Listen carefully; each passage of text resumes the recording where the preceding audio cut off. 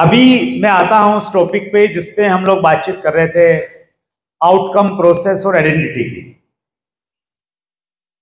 हमें अगर अपनी आइडेंटिटी बदलनी है और हम चाहते हैं कि हमारे परिणाम बदल जाएंगे अगर आइडेंटिटी बदलेगी तो बहुत सारे लोग मेरे से पूछते हैं, आज भी पूछते हैं, पहले भी पूछते थे कि सर हम आप जैसा बनना चाहते हैं। आपसे कुछ लोग पूछते होंगे, आपकी टीम के लोग जिनको आपके बारे में सारी चीजें नहीं पता। हेलो, वो बोलते हैं सर आप जैसा बनना चाहते हैं, तो आप क्या कहते हैं फिर उनको?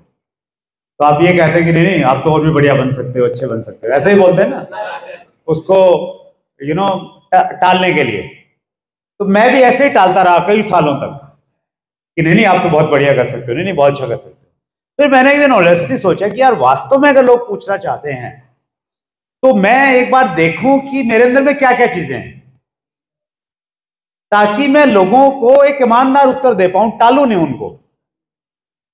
तो फिर मैंने इस पर थोड़ा सोचा, पहली बार सोचा कुछ साल पहले कि भाई मैं एक केबल ऑपरेटर था, केबल ऑपरेटर से आज मैं अगर डायमंड के लेवल पे पहुंचा तो किन वजहों से पहुंचा, क्या क्या मेरी स्ट्रेंथ है। फिर मैंने कुछ चीजें मैंने लिखी, कुछ फिर मैंने घर पे मैडम से बात की, सुदेश से। मैंने कहा सुदेश तुम्हें क्या लगता है मेरी स्ट्रेंथ क्या क्या है? तो सुदेश ने पहले तो कमियां गिनाई 10-20 तो फिर उन्होंने कुछ स्ट्रेंथ बताई कि नहीं आपकी ये अच्छा है, ये अच्छा है। फिर मैंने भी देखा कि हाँ ये सही है या नहीं है, तो फिर वहां से कुछ मैंने चीजें ली। फिर मैंने ऑनेस्टली मैंने कोठारी सर से, बीसी सर से, केसी सर से, जिनके साथ मैंने क्लोजली काम किया, मैंने उनसे पूछा। मैंने कहा सर आपको क्या लगता है कि मेरी सबसे अच्छी बात क्या लगती है आपको? तो पहले तो उन्होंने भी टालने की कोशिश की, फिर मैंने थोड़ा सीरियसली बातचीत की, तो फिर कुछ चीजें वहां से निकल के आई। तो ऐसी लगभग 14 चीजें निकल के आई जो मुझे लगता है कि उन चीजों ने एक केबल ऑपरेटर को एक डायमंड बना दिया। और ये चीजें कहीं ना कहीं जरूरी है मेरे जैसा बनने के लिए, मेरे जैसा लेवल लेने के लिए। तो हो सकता है 100% आप पे लागू नहीं हो, लेकिन काफी हद तक लागू होंगी रेफरेंस के रूप में। तो वो कुछ चीजें मैं आपको बताना चाहता हूं। First, emotional dream. ड्रीम की हम सब लोग बातचीत करते हैं और ड्रीम आपने लिखे भी होंगे, लेकिन इमोशनल ड्रीम सबसे ज्यादा ताकतवर रहता है, जिसमें भावनाएं जुड़ी हैं, कोई दर्द है उसमें। मेरे पास एक इमोशनल ड्रीम था। मैंने आरसीएम की शुरुआत की फरवरी 2001 में, और 2 साल पहले, उससे लगभग 1.25 साल पहले, 1999 में, 1999 में अक्टूबर में मेरी मदर एक्सपायर हो गई। और जब मेरी मदर एक्सपायर हुई उस समय मेरी उम्र थी, मेरा बर्थ है 72 का, तो लगभग 26-23 साल की मेरी उम्र थी। और परिवार में मैं बड़ा हूं सबसे 5 भाई बहनों में, तो मदर के साथ बड़ा अटैचमेंट था। और उस अटैचमेंट का एक बड़ा कारण ये भी था कहीं ना कहीं, क्योंकि मेरी मदर पे, मेरे पे बड़ा भरोसा था। जब हमारे पास में कुछ भी नहीं था, गांव में रहते थे, और पड़ोस में चाचा ताए जो भी लोग थे, उन्होंने, किसी ने शहर में प्लाट ले लिया था, किसी ने मकान बना लिया था, तो हमारे पास कुछ नहीं था। तो उस समय मेरी मदर कहती, जब आपस में बातचीत होती थी परिवार में, कि मेरा बेटा बड़ा हो जाएगा ना, फिर देखना क्या क्या करेगा। तो वो मैं बहुत ज्यादा तो नहीं समझता था, लेकिन वो मेरे दिमाग में वो चीजें स्टोर थी। तो मेरी बड़ी अच्छी, जब कोई व्यक्ति आपकी तारीफ करता है ना, तो आपकी अटैचमेंट और ज्यादा हो जाती है। तो बड़ी अटैचमेंट थी। हमने उनका बड़ा लंबा इलाज करवाया, लगभग 1 साल तक। किडनी उनकी खराब हो गई थी दोनों, और पैसा नहीं था, डायलिसिस भी करवाते रहे। पिताजी टीचर थे, उनके जितने भी फंड थे वो सारे निकलवा के वो खर्च कर दिए हमने। और मतलब ऐसी स्थिति होगी कि अब नहीं कर सकते। हालांकि हम कोशिश कर रहे थे कि किडनी को ट्रांसप्लांट करवाएं, उसमें भी बड़ा खर्चा था। और वो सब सोचते सोचते कैसे अरेंज करें, क्या करें, वो सब दिमाग में चल रहा था। फाइनली हम उनको बचा नहीं पाए, वो हमें छोड़ के चली गई। और उसके बाद में ऐसा लगा कि जैसे है ना, आप जीने की कोई कारण नहीं बचा, नहीं कोई कारण। तो वैसी परिस्थितियां, वैसी मनस्थिति रही 10, 12, 15 दिन तक। समय के साथ में धीरे धीरे चीजें बदली और एक चीज समझ में आई उस समय, उस घटना से, कि जिंदगी में पैसा बहुत जरूरी चीज है। पैसा इतनी जरूरी चीज है कि अगर आपके पास पैसा है तो आप किसी व्यक्ति को जिंदा रख सकते हो। लोग कहते हैं ना कि सांसें नहीं खरीदी जा सकती। मैंने ये महसूस किया कि हमारे पास पैसा होता तो मैं अपनी मदर की सांसें खरीद सकता था। और चीजें बदली, कुछ करने की इच्छा, तमन्ना, धीरे धीरे चीजें पटरी पे आई। फिर मुझे आरसी मिला फरवरी 2001 में। आरसी मिलने के बाद मैंने ज्वाइन किया ओबलाइज करने के लिए दोस्त को लेके। लेकिन जब मैंने 1-2 मीटिंगें देखी और मीटिंग में जब मैंने एग्जाम्पल देखे इनकम के, कोई 1 लाख रुपया कमा रहा है, कोई 1.5 लाख कमा रहा है, मुझे लगा कि यार पैसा तो है यहाँ पे और ईमानदारी से आ रहा है, छल छपट का पैसा नहीं है, गैर कानूनी नहीं है, इज्जत भी मिल रही है लोगों को। तो मेरा एक इमोशनल ड्रीम कनेक्ट हुआ कि मैंने आरसीएम से बहुत सारा पैसा कमाना है। इतना पैसा कमाना है कि जो घटना मेरे साथ 2 साल पहले घटी, जिंदगी में कभी मेरे साथ ऐसी घटना नहीं घटी। और मैंने उसके बाद में पागलों की तरह काम किया। 28 दिन घर से बाहर रहा, ट्रेन में जनरल कंपार्टमेंट में 24-36 घंटे की ट्रेवल किया। क्यों किया? इमोशनल ड्रीम था। पैसा कमाना है, क्यों कमाना है ये मालूम था। तो आप भी अपना कोई ना कोई इमोशन ढूंढिए। हमारी जिंदगी में ना बहुत सारी दुख तकलीफें हैं, उसको ढूंढिए, पाइए। किसी आदमी ने आप पे कोई ताना मार दिया, कभी पारिवारिक दृष्टि से मार दिया, किसी रिश्तेदार ने मार दिया। वो जो ताना था ना, वो आपका इमोशनल ड्रीम हो सकता है कि उसने बोला था, उसको करके दिखाना। ड्रीम उधार के मत रखिए। हम बहुत बार किसी की गाड़ी को देख के मोटिवेट हो जाते हैं कि मुझे भी यही चाहिए। वो लंबे समय तक काम नहीं करेगी। मैं अक्सर एक एग्जांपल देता हूं, हालांकि गांधी जी की बायोग्राफी में ये क्लियरली नहीं लिखा, लेकिन मुझे ऐसा लगता है कि एक बड़ा कारण रहा होगा गांधी जी का आजादी के आंदोलन में कूदने का। गांधी जी को दक्षिण अफ्रीका में अंग्रेजों ने ट्रेन से बाहर निकाल दिया और ये कहा कि इंडियंस अलाउ नहीं है फर्स्ट क्लास में चलने के लिए। उस समय शायद गांधी जी का एक इमोशनल ड्रीम कनेक्ट हुआ। उन्होंने अंदर ही अंदर सोचा कि तुमने मुझे ट्रेन से बाहर निकाला है, एक दिन मैं तुम्हें हिंदुस्तान से बाहर निकाल दूंगा। अदरवाइज इतना पागलपन नहीं आता। बच्चों को छोड़ दिया, पत्नी कहां है कोई मालूम नहीं, राइट? तो आपका भी क्या ऐसी चीज है, और मैं चाहूंगा कि आप इस जोन में हैं अभी, आप थोड़ा इस बारे में सोचिए और लिखिए। थोड़ा सा प्रयास कीजिए सोचने को, लिखिए। 60 सेकंड का टाइम दे रहा हूं मैं आपको। कोई घटना, कोई बात, कोई दर्द जीवन का, पुश्तैनी जमीन बिक गई, वो शायद आप लेना चाहते हैं। रिश्तों में किसी वजह से दरार आई, उसको आप भरना चाहते हैं। पत्नी ने कुछ बोल दिया, बच्चे ने कुछ बोल दिया, पिताजी ने कभी गुस्से में कुछ बोल दिया, कुछ भी हो सकता है। पड़ोसी ने कुछ बोला,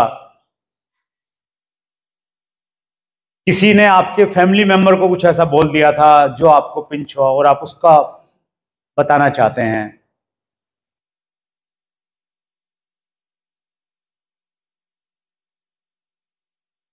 तो जब तक वो इमोशन नहीं आएगा ना, तब तक ऊर्जा नहीं निकलेगी अंदर से, एनर्जी नहीं निकलेगी, पागलपन नहीं आएगा। 28 दिन घर से बाहर नहीं रह पाएंगे। फिर बारिश होगी तो आपको तकलीफ देगी। आप ये सोचेंगे कि ट्रेन में रिजर्वेशन नहीं है, जाऊं या नहीं जाऊं। लेकिन अगर आपका वो कोई इमोशनल ड्रीम है ना, फिर आप पहाड़ों को भी चीर के चले जाएंगे। आपने एक मूवी देखी होगी Manjhi, Manjhi the mountain man. उस बंदे ने पहाड़ तोड़ दिया। क्यों तोड़ा? इमोशन था, भावना थी। उस पहाड़ की वजह से उसकी वाइफ की डेथ होगी जिससे वो बहुत प्यार करता था।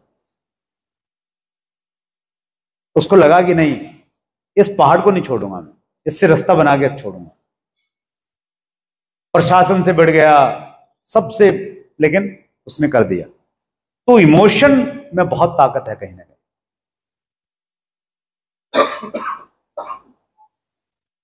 लिख लिया?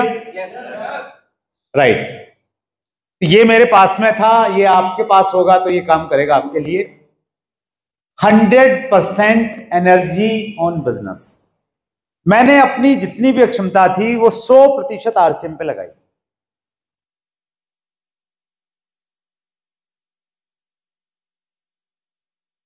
परिणाम आपको 100% से ही मिलेंगे। विज्ञान ऐसा कहता है कि जब आप पानी को गर्म करते हैं, पानी गर्म तो हो जाता है, लेकिन उसको वाष्प बनने में पर्टिकुलर एक टेम्परेचर चाहिए। मान लेते हैं वो टेम्परेचर 100 चाहिए, 100 डिग्री, तभी वाष्प बनेगी, उससे पहले नहीं बनेगी। तो उसी प्रकार से जब तक हम अपनी पूरी एनर्जी नहीं लगाते हैं तब तक परिणाम नहीं मिलते हैं। आरसीएम में आने से पहले क्रिकेट को मैं बड़ा पसंद करता था। इंडिया में क्रिकेट टीम में कौन कौन है, उसके कितने रन हैं, किसके खिलाफ उसने शतक मारा, सब मेरे पास में याददाश्त। पागल था मैं। अगर मैच आ रहा है तो और कुछ नहीं देखना। गांव में ताश खेलने की मेरे को ऐसी लत लग गई थी, मैं ताश बहुत खेलता था। हमारे वहां आस पड़ोस में 2-3 एयरफोर्स वाले बंदे थे, तो वो छुट्टी में आते गर्मियों की, और उस समय नए नए ताश के खेल बताते कि ये ऐसा होता है, ये ऐसा होता है। पता नहीं कितने ताश के खेल मुझे आते थे। लेकिन जब मैं आरसीएम में आया, मैंने कभी ताश के पत्ते नहीं उठाए। मैंने क्रिकेट को भूल ही गया, मैं कब मैच होना है, क्या होना है। क्योंकि अगर आपकी ऊर्जा केंद्रित नहीं होगी, वो बिखरी रहेगी, तो आपको बड़े परिणाम कभी नहीं मिलेंगे। जिस दिन आपकी 100% ऊर्जा लग जाएगी, उस दिन चमत्कार हो जाएंगे।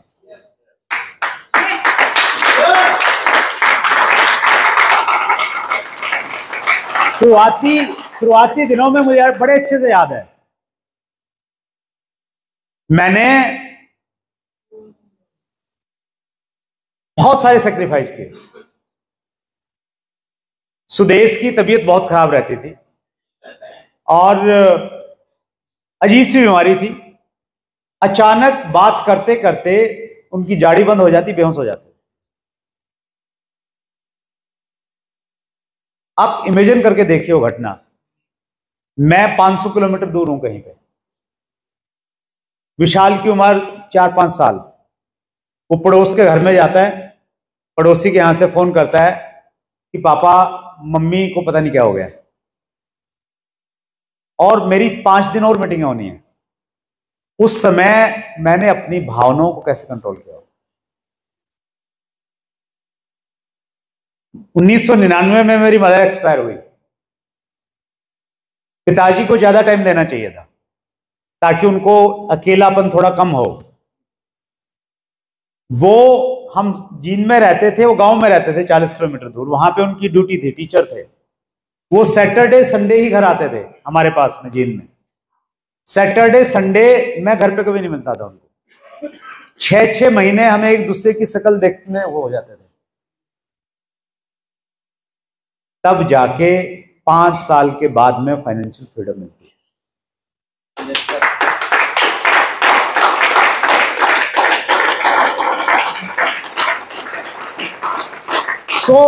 मैं हमेशा ये कहता हूं कि आपको 5 साल तो लगाने पड़ेंगे। या तो वो 5 साल अभी लगा लो, या आज से 15 साल बाद लगा लेना, भी धीरे धीरे करते रहो, कभी कभी किया, थोड़ा बहुत एनर्जी लगाई, और या फिर जिंदगी भर जैसे हैं वैसे ही रहेंगे। राइट? तो इस पॉइंट पे मैं ये कहना चाहता हूं आप सबको, देखिए आप सब लोग काम कर रहे हैं, वो प्राप्तियां क्यों नहीं हो रही हमें? वो प्राप्तियां इसलिए नहीं हो रही हैं क्योंकि हम 100% तक नहीं जा पा रहे हैं। 70 पे पहुंच जाते हैं, 80 पे पहुंच जाते हैं, 90 पे पहुंच जाते हैं, लेकिन वाष्प तो कब बनेगी पानी में? जब 100 पे पहुंचे। तो थोड़ा सा कहीं ना कहीं अपनी प्रायोरिटी पे लाने की जरूरत है। सब कुछ भूल जाइए, घर में क्या हो रहा है, पड़ोस में क्या हो रहा है, कुछ नहीं, अपने आप को भूल जाइए, खो जाइए सब कुछ पागलों की तरह, और प्रोडक्टिव काम कीजिए, उसके लिए प्लानिंग के साथ में काम कीजिए, फिर कुछ बड़ी प्राप्तियां होंगी। क्योंकि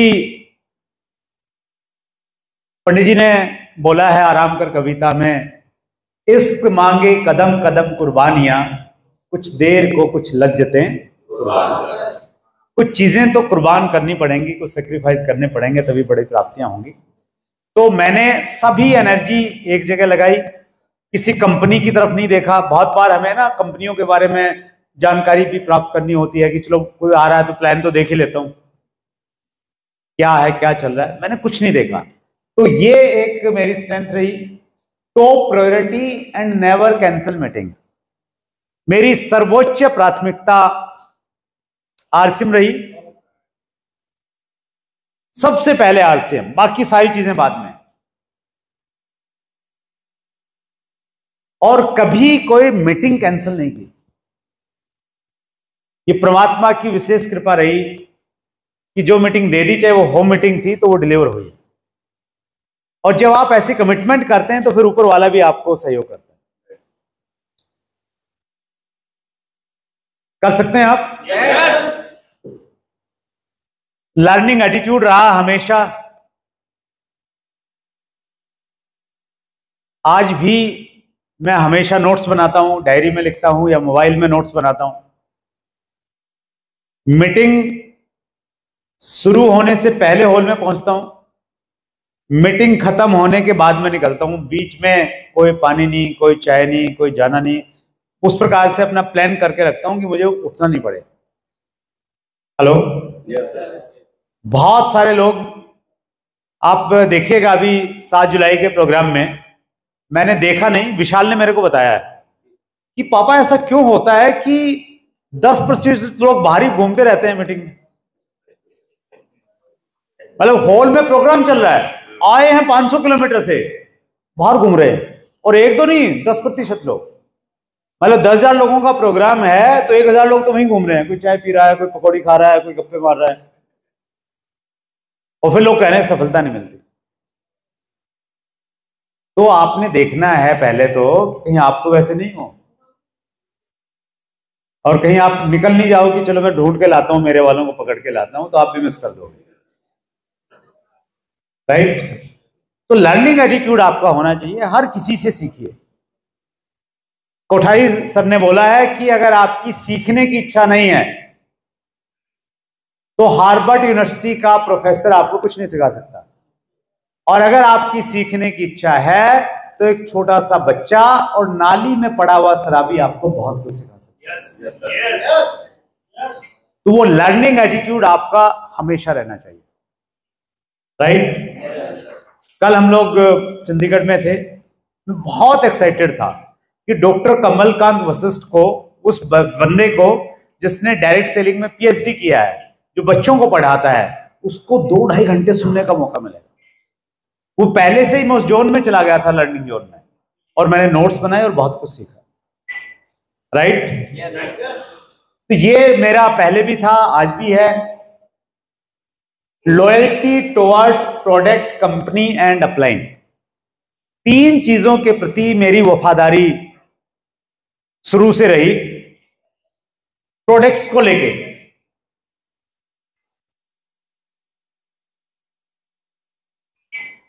प्रोडक्ट जो आरसीएम में आ गया तो फिर आरसीएम का ही यूज करना है, दूसरा खत्म।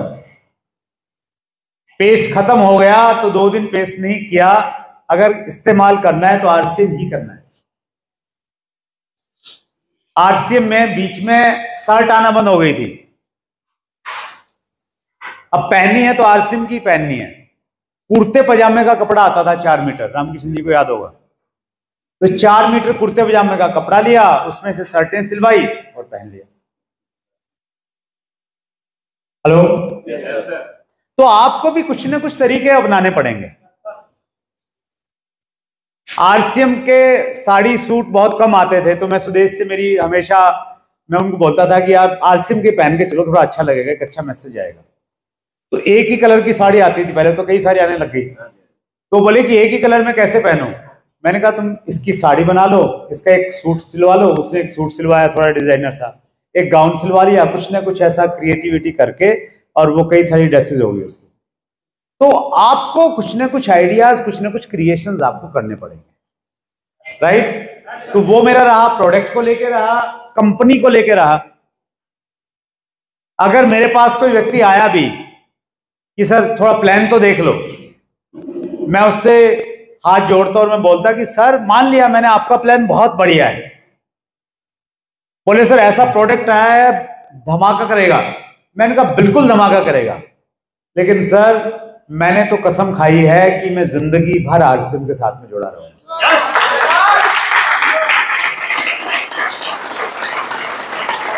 तो वो कमिटमेंट देख के लोग फिर पीछे हट जाते, बोलते कि नहीं मेरा प्रोस्पेक्ट नहीं है, और वो कभी नहीं आते थे।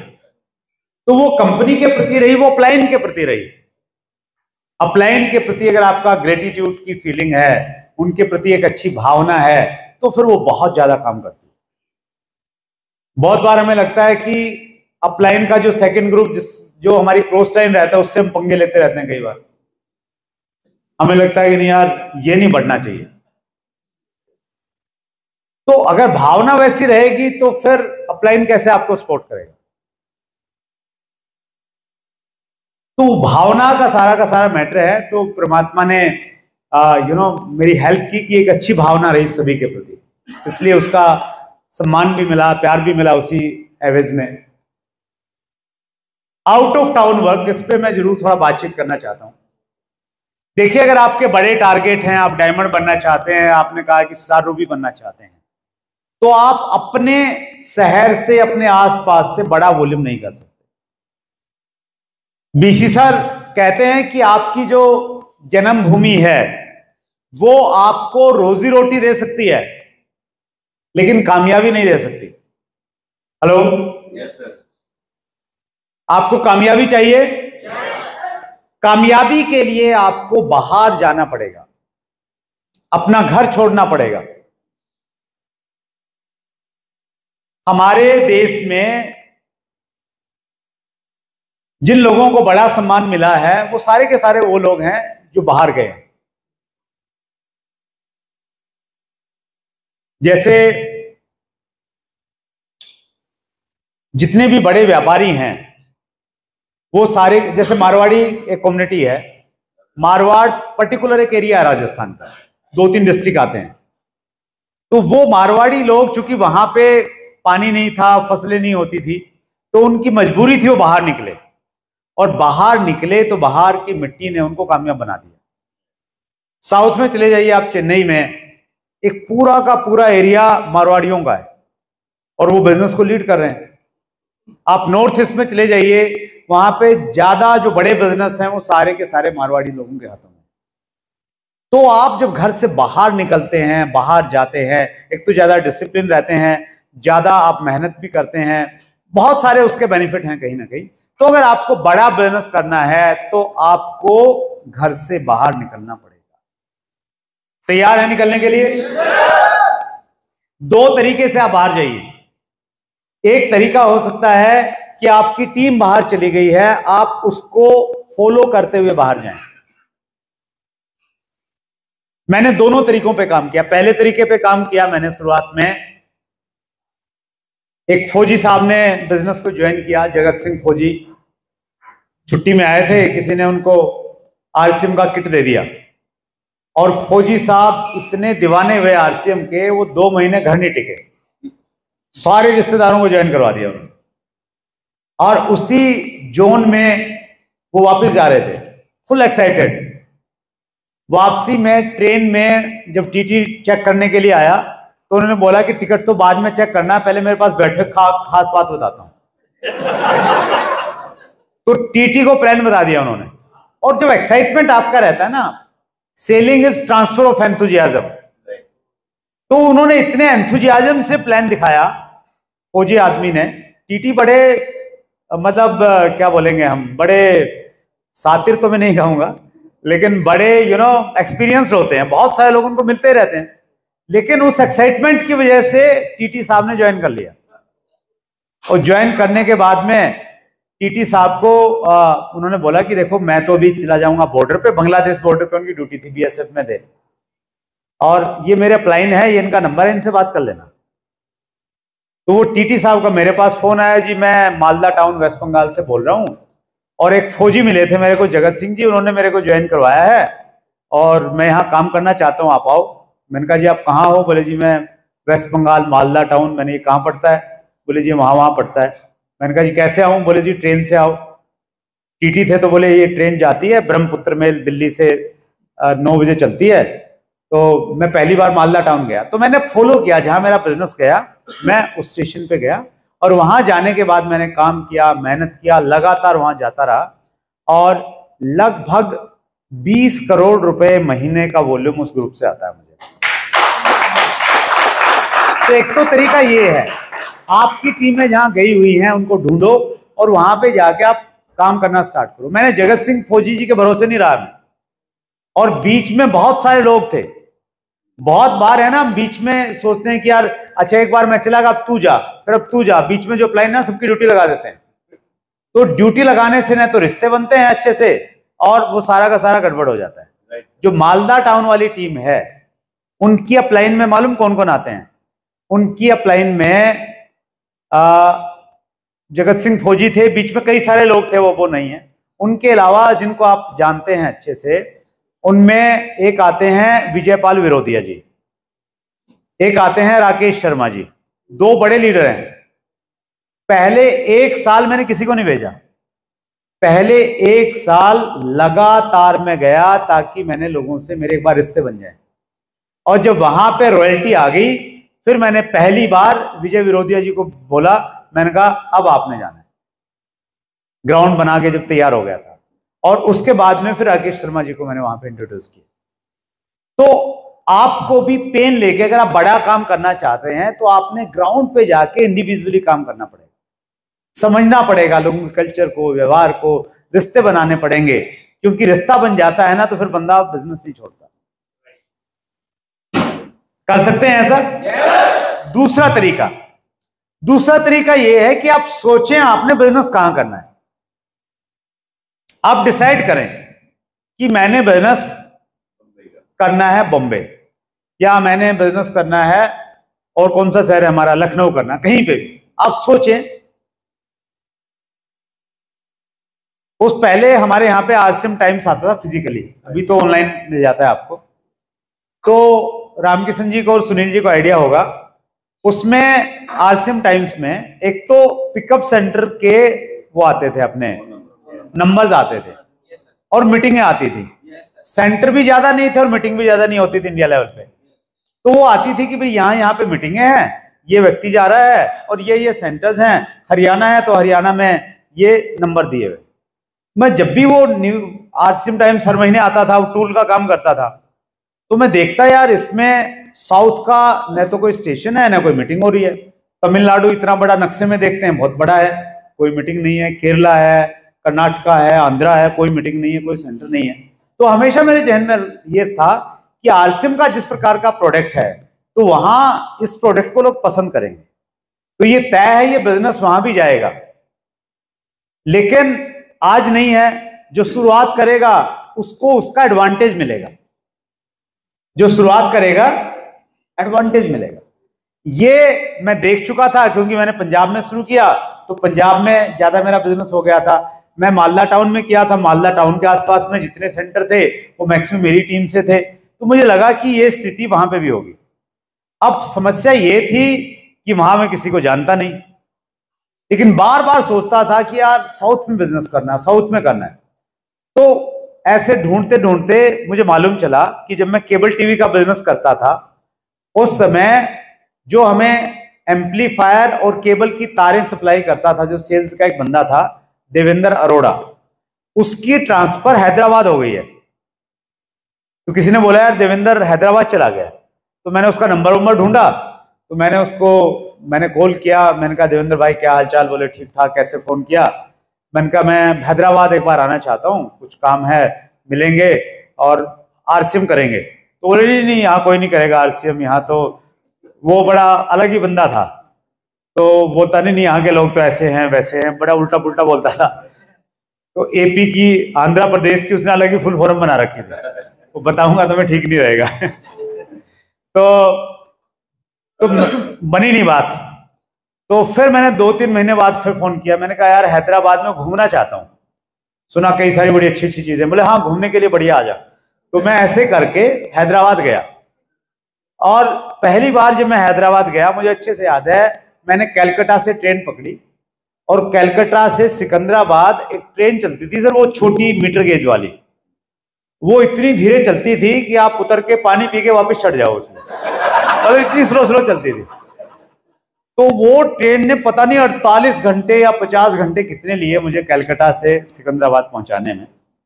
और मैं वहां गया, देवेंद्र से मिला, बात की, तो वो किसी से नहीं मिलवाए मेरे को।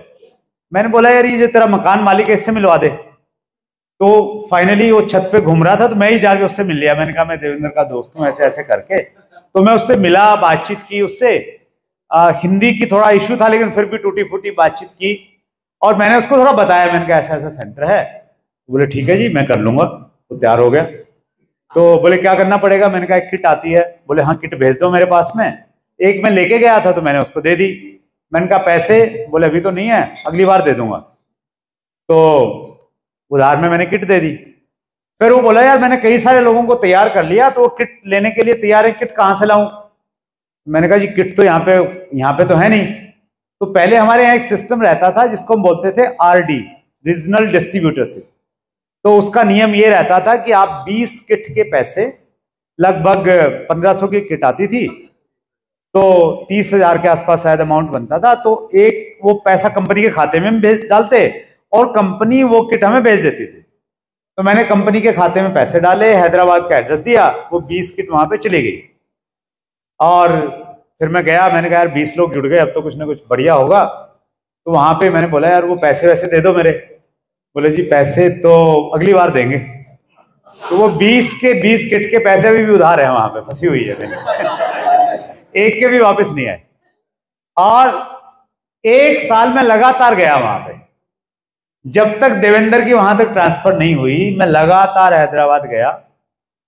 और लोग भी जुड़े, थोड़ा बहुत वॉल्यूम भी आया, लेकिन फाइनली आउटपुट 0, कुछ नहीं मिला मुझे। लेकिन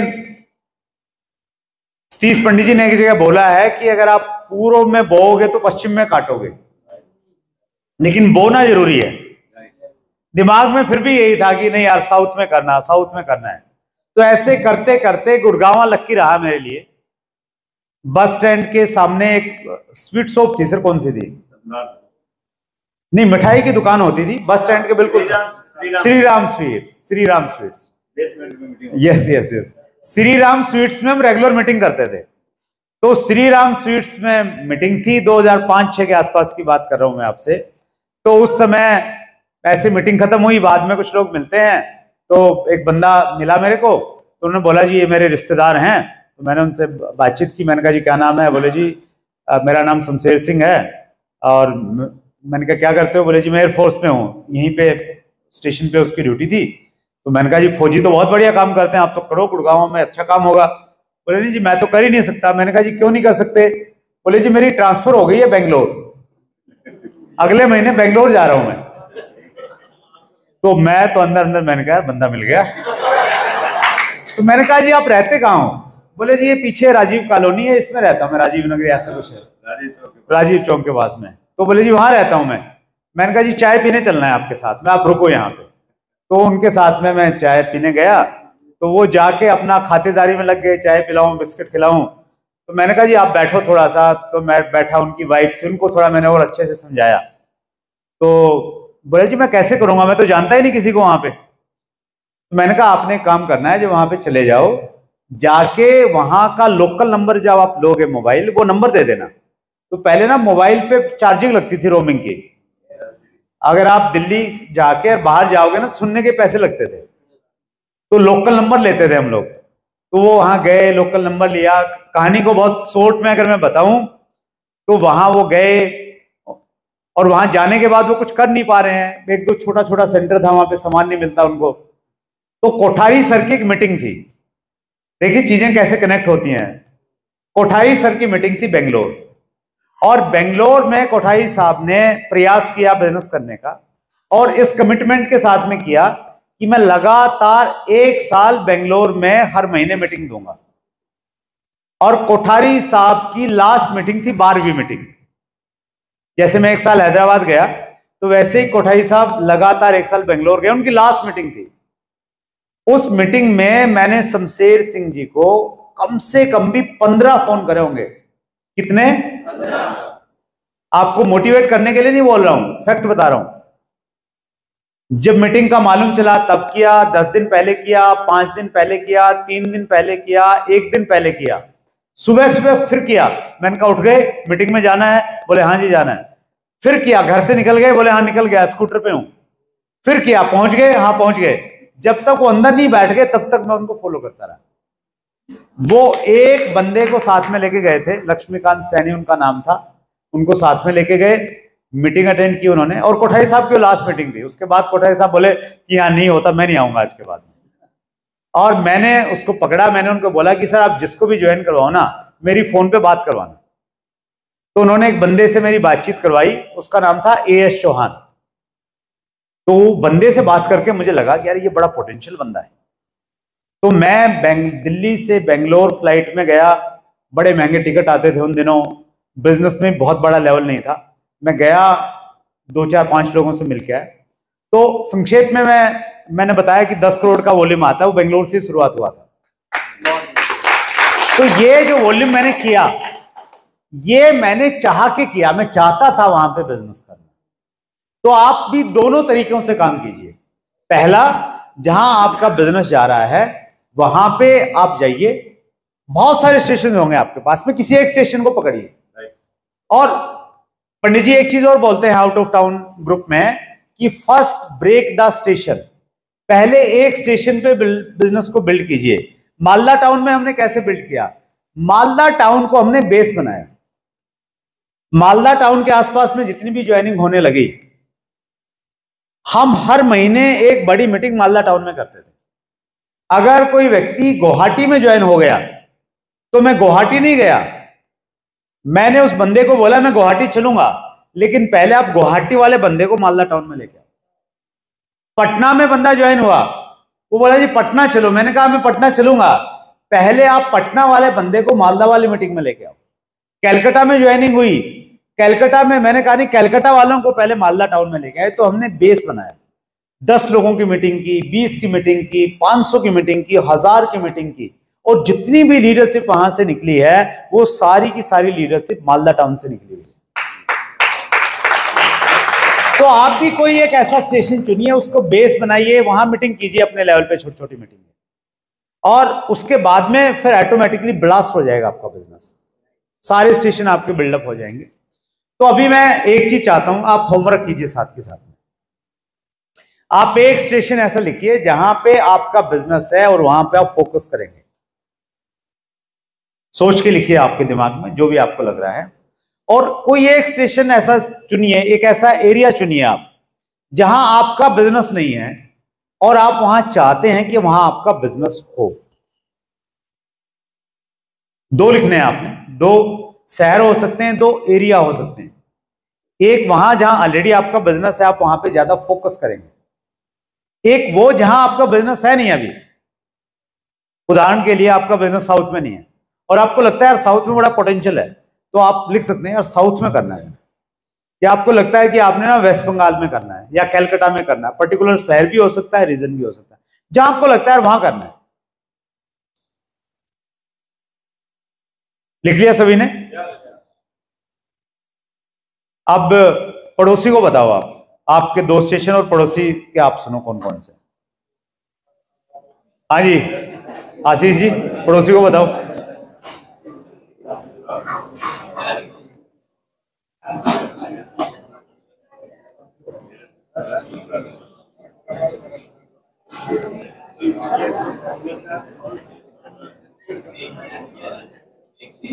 बता दिए सर।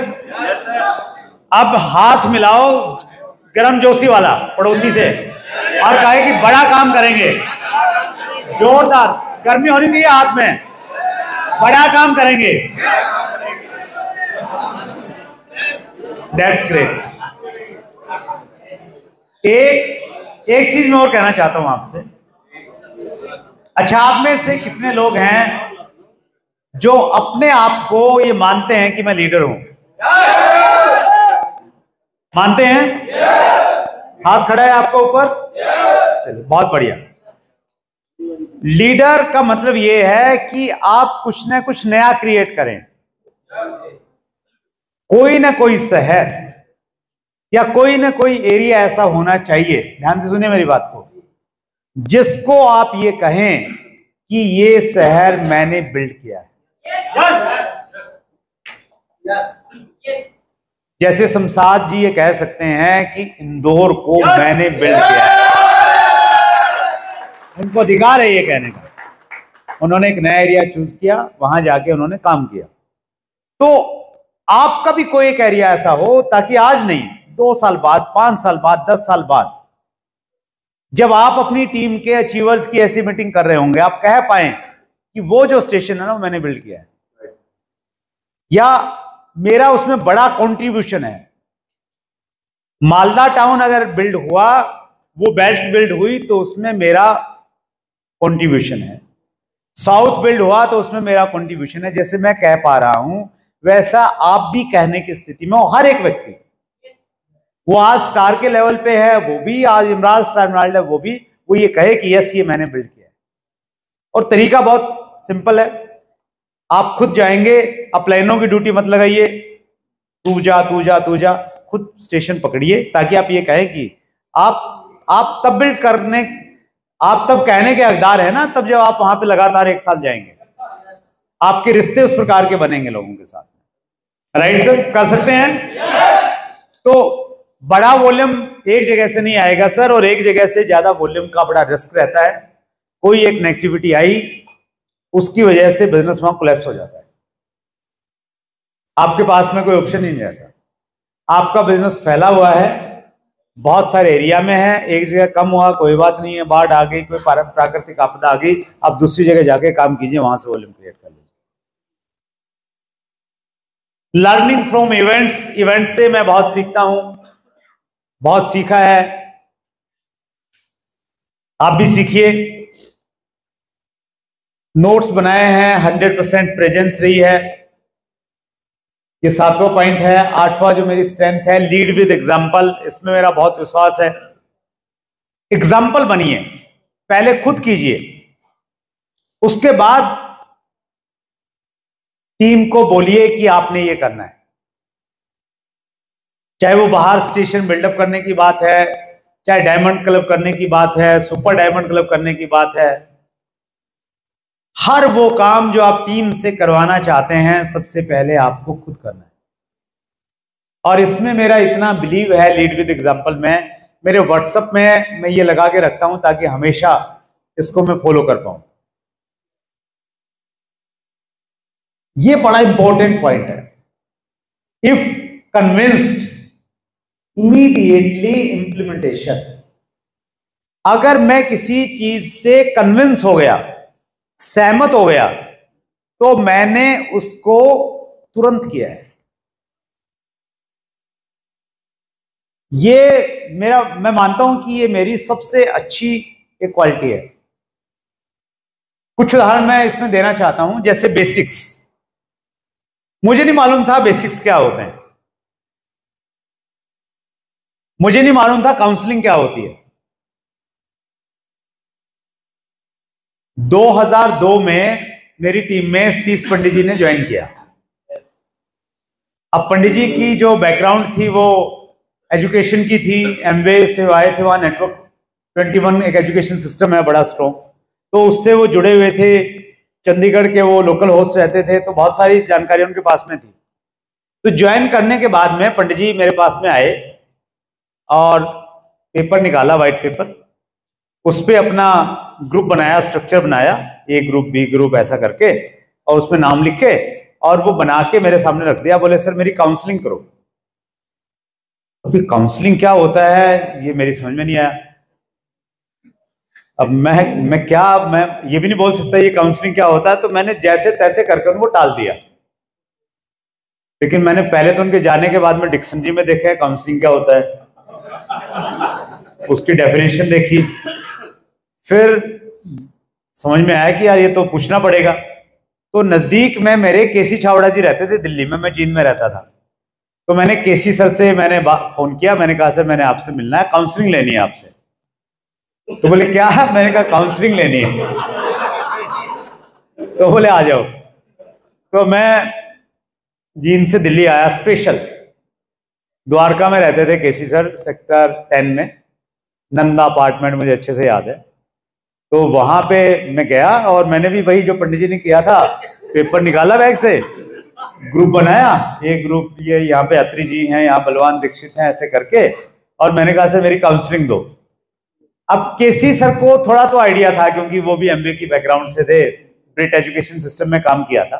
तो वो जब उन्होंने कुछ चीजें बताई कि क्या क्या करना है, तो पहली बार उन्होंने मुझे 6 बेसिक के बारे में बताया। तो उन्होंने बोला कि ये बेसिक्स होते हैं, तो आप चेक करो कि आपकी टीम में ये बेसिक्स कितने लोग फॉलो कर रहे हैं। और बेसिक पहली बार मैंने मालूम चले और मुझे लगा यार ये तो अल्टीमेट चीज है, इस पे अगर काम हो गया तो कमाल हो जाएगा। तो मैंने बेसिक्स को उसी दिन से मैंने पकड़ लिया, सीखा उसको और अच्छे से फॉलो करना स्टार्ट किया। और मैं आज भी पिछले कितने सालों में, पिछले 20 सालों में, जब से मैंने 22 सालों में सबसे ज्यादा किसी टॉपिक पे मैंने अगर बातचीत की है तो 6 बेसिक पे बातचीत की सबसे ज्यादा। और आज भी मुझे मानना है कि ये मतलब मेरी एलटीपी हो, मेरी मीटिंग हो, कुछ भी हो, 6 बेसिक तो कहीं ना कहीं आ ही जाता है किसी न किसी को, क्योंकि मैं कन्विंस हूं कि इसके बिना बात नहीं बनेगी, इसके बिना नेटवर्क नहीं बनेगा, इसके बिना डुप्लीकेशन नहीं होगा। तो ये मेरे को समझ में आया तो मैंने तुरंत इस पे काम करना स्टार्ट किया। ऐसे ही रिकॉग्निशन फंक्शन, पहला जो हमारा यूनिवर्सिटी प्रोग्राम था आरसीएम का भीलवाड़ा में, टाउन हॉल 2001 में, बीसी सर ने उसको बहुत अच्छे से डिजाइन किया। पहली बार मुझे कोई रिकॉग्निशन फंक्शन देखने को मिला और मुझे आज भी अच्छे से याद है, एक हॉल था भरा हुआ, लगभग 200-250 लोग होंगे उसमें हॉल में, और स्टेज बना हुआ था। कोठारी साहब को जब एज ए रॉयल्टी चीयर बुलाया गया स्टेज पे, कोठारी साहब का रिकॉग्निशन रॉयल्टी का, और प्लानिंग था कि वो पीछे से आएंगे, तो वो पीछे से आए और उनको कंधों पे उठा रखा लोगों ने और बिल्कुल एकदम मस्ती के साथ में उनको स्टेज पे लेके आया। तो मुझे लगा क्या बात है यार, ये वाला रिकॉग्निशन चाहिए और रिकॉग्निशन के अपने फायदे हैं। तो रिकॉग्निशन की ताकत क्या है ये मेरी समझ में आ गई। और मैंने पहली बार, शायद मैंने कहना गलत होगा, हमने, टीम वर्क था, हम सब ने मिलके पहला रीजनल जो रिकॉग्निशन फंक्शन था हमने कुरुक्षेत्र में किया। कुरुक्षेत्र यूनिवर्सिटी के अंदर में एक ऑडिटोरियम था, उसमें हमने फंक्शन किया, बीसी सर को बुलाया। उससे पहले कोई रिकॉग्निशन कभी होता था तो कंपनी लेवल पे ही होता था, और उसमें हमने 1,15,000 का जो लेवल है ना सर, ये ईगल, उसमें ईगल तो नाम बाद में आया, लेवल यही होता था 1,15,000 का। स्टार्टिंग के प्लान में भी 1,15 का लेवल था। तो 1,15 के लेवल को हमने डिफाइन किया कि 1,15 हम उसका मानेंगे जिसकी सेकंड लेग में 30,000 होगा। तो ये फिर धीरे धीरे प्रचलन में आ गया, ईगल बन गया। तो रिकॉग्निशन फंक्शन की मैंने इंपॉर्टेंस जानी, और जहां भी मैंने बिजनेस बिल्ड किया रिकॉग्निशन फंक्शंस के माध्यम से बिजनेस बिल्ड किया। कुरुक्षेत्र में किया सक्सेसफुल फार्मूला, 1,15 वाले लोगों को सेलिब्रेट किया 1,15 से, और जो पहला हमने रिकॉग्निशन फंक्शन किया उसमें 30 पंडित जी का मुझे लग रहा है 1,15 का या ऐसे कुछ लेवल था। प्रमोद गुलाटी उसमें स्टार के लेवल पे आए थे, 3.5 के लेवल पे आए थे। तो वहां पे धीरे धीरे हमने स्टार्ट किया बिल्डअप करना। उसके बाद में मालदा टाउन में इसी को हमने रिप्रेट किया, फिर हमने साउथ में बिजनेस स्टार्ट किया, तो टेस्टेड फार्मूला है वहां पे मैंने लगाया। तो मैं इससे कन्विंस हो गया तो मैंने इसका भरपूर इस्तेमाल किया। किसी प्रकार से काउंसलिंग, मैंने बोला काउंसलिंग मेरी समझ में आ गई तो मैं कहीं भी जाता हूं, बंदे से बोलता हूं पेपर लो, अपना स्ट्रक्चर बनाओ, उस पर मैं बातचीत करता हूं। काउंसलिंग पे मैंने बहुत काम किया। नेक्स्ट मीटिंग अनाउंसमेंट, मैंने किसी एक ऑडियो में मैंने सुना कि डायरेक्ट सेलिंग में आप जो भी मीटिंग करते हैं उसी मीटिंग में अगली मीटिंग की अनाउंसमेंट होनी चाहिए। अगर आप होम मीटिंग कर रहे हैं तो अगली होम मीटिंग कहां किसके यहां पे होगी वहीं पे डिक्लेयर होना चाहिए। आप मंथली सेमिनार कर रहे हैं, अगला मंथली सेमिनार कहां पे होगा, कौन आएंगे, वो डिक्लेयर होना चाहिए। तो इसको मैंने पकड़ लिया, इसको मैंने अपना आधार बनाया और हम हमेशा बड़े लेवल पे भी, इवन आपने फ्रेंड्स मीट में भी देखा होगा, फ्रेंड्स मीट में अगली फ्रेंड्स मीट 1 साल बाद कब होगी उसकी हम डेट डिक्लेयर करते हैं, क्योंकि नियम यह है कि अगली इवेंट जो है वो डिक्लेयर होनी चाहिए। तो बहुत बार आपको अच्छी चीजें समझ में आती हैं, आप उनको पहली बात तो उनको इस्तेमाल करने में टाइम लगाते हो और फिर उसको रेगुलर नहीं कर पाते। तो मैंने उसको इमीडिएट भी किया और उसके साथ में क्या किया, इंप्लीमेंटेशन किया, तुरंत किया। डुप्लीकेशन मुझे लगा कि इंपॉर्टेंट सब्जेक्ट है, मैंने इस पर प्रेजेंटेशन बनाया, इस पे मैं बहुत बातचीत करता हूं। ग्रेन सेक्रीफाइस, ये भी एक बड़ा, कहीं ना कहीं जब चीजें आपकी आदत में शुमार होती तो कैसे काम करती हैं। ग्रेन होता है अनाज, अनाज को मैंने छोड़ दिया। कैसे छोड़ा, लॉकडाउन में आपकी सेहत आपके हाथ मनीषा के साथ एक प्रोग्राम चलता था सुबह, तो मैं और सुदेश हर रोज उस प्रोग्राम को अटेंड करते थे मॉर्निंग में। तो एक दिन उस प्रोग्राम में एक डाइटिशियन आई, अंकुश भाटिया। अंकुश भाटिया ने कहा कि हम भारतवासी जो अनाज का इतना ज्यादा इस्तेमाल करते हैं ये सही नहीं है, इसके बड़े नुकसान हैं, फायदे नहीं है। इतना गेहूं खाते हैं, इतना चावल खाते हैं, नाश्ते में भी वही, लंच में भी वही, डिनर में भी वही। तो उन्होंने बड़े सारे लॉजिक दिए क्यों नहीं खाना चाहिए, कम खाना चाहिए। और उन्होंने कहा कि अगर आप अफोर्ड कर सकते हैं, अगर आपके पास में पैसा है तो आप सलाद खाइए, आप फल खाइए। मीटिंग खत्म हुई, सुदेश और मैं साथ में बैठे हैं। मैंने कहा सुदेश अपने पास इतना पैसा तो है कि हम सलाद खा सकते हैं और फ्रूट खा सकते हैं। तो बोले हाँ खा तो सकते हैं, खाते ही हम। मैंने कहा नहीं ऐसे नहीं, मैंने कहा मैं अनाज छोड़ना चाहता हूं और मुझे आपकी सहायता चाहिए। तो बोले अनाज मतलब, मैंने कहा गेहूं रोटी वोटी सब छोड़ना चाहता हूं। तो बोले मैं तो नहीं छोड़ूंगी। तो सुदेश का वेट थोड़ा कम है, तो बोले मेरा और कम हो जाएगा, तुमने अपना करना है तो करो। तो मैंने कहा नहीं आप मत छोड़ना, मैं ही छोड़ूंगा, बस आपसे एक विनती है कि आप जबरदस्ती मत करना कि एक रोटी तो खा ही लो। तो ये जबरदस्ती नहीं करनी है बस। तो बोले हाँ ठीक है मैं नहीं करूंगी। तो मैंने रामकिशन जी उसी समय एक अपने आप से कमिटमेंट लिया कि 30 दिन तक मैं ग्रेन्स नहीं खाऊंगा। सुबह 6:30-7 बजे कमिटमेंट लिया और उस दिन के बाद मैंने 30 दिन तक गेहूं का दाना और चावल का दाना अंदर नहीं जाने दिया।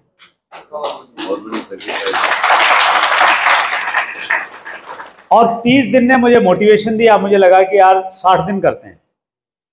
60 दिन कर लिया। फिर मैंने सुना था कि 90 दिन कोई काम कर लेते हो ना तो आपका कॉन्फिडेंस बढ़ता है, आपकी मास्टरी हो जाती है। 90 दिन का एक नियम है। तो 90 दिन तक मैंने चावल और गेहूं नहीं खाया। मैं ये नहीं कह रहा कि आप भी छोड़ दो, मैं सिर्फ ये कहना चाहता हूं आपसे कि अगर कोई चीज आपको अच्छी लगी, आप उससे कन्विंस हो गए, तो उसको तुरंत करो। पंडित जी के पास में मुहूर्त दिखाने के लिए मत जाओ कि पंडित जी एक बढ़िया सा काम करना है, मुहूर्त निकालो कब शुरू करो। आउट ऑफ टाउन बिजनेस करना है, लिख भी लिया है, तो मुहूर्त निकालो कौन से महीने से करना ठीक रहेगा, उसको तुरंत कीजिए आप। राइट, मैं ये आपको कन्वे करना चाहता हूं सर। अभी रैन फर्नांडो का मैंने इंटरव्यू लिया, उसमें मैंने उनसे पूछा कि आप अपना शेड्यूल बताओ। आप इंटरव्यू देखिएगा, बड़ा मजा आएगा आपको। वो बंदा है सर, आप उसको देखेंगे, शकल देखेंगे जब आप, तो आपको लगेगा कि ये ना 24-25 साल का होगा और उसकी उम्र है 49 साल।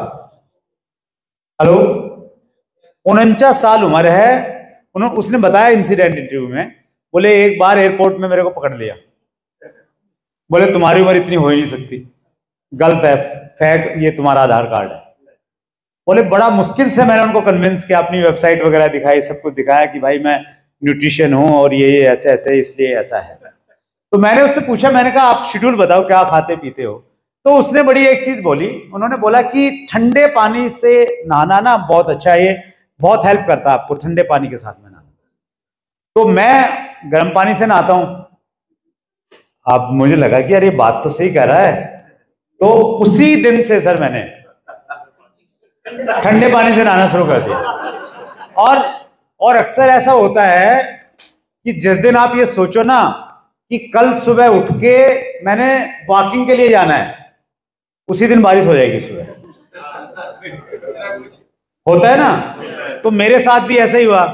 मैंने उनका ऑनलाइन इंटरव्यू लिया, जिस दिन इंटरव्यू लिया उससे अगले दिन हमने जाना हिमाचल,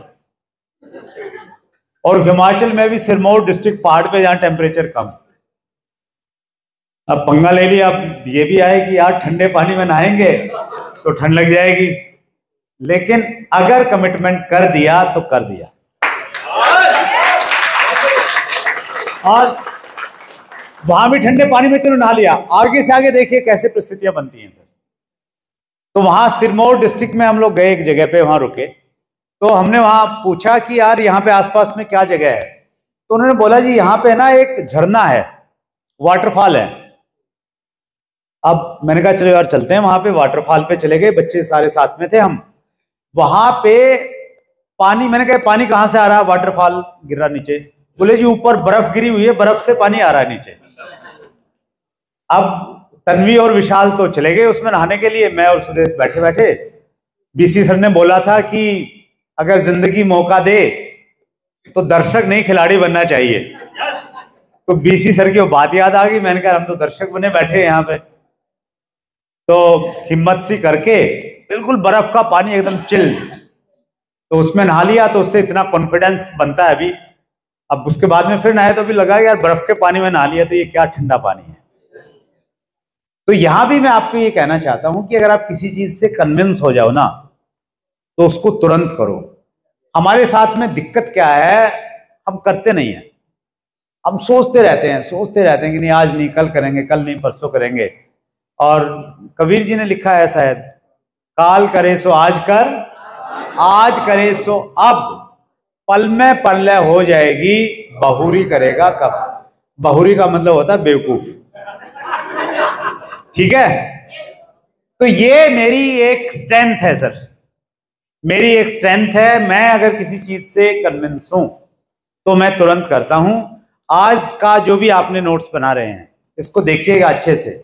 जो भी आपको लगे कि यार ये सही है, ये वाले पॉइंट मेरे को समझ में आ गया, तो ये मैं आज से ही करने वाला हूं। राइट, कर सकते हैं? ठीक है, आगे बढ़ते हैं। Always positive, always, in every situation.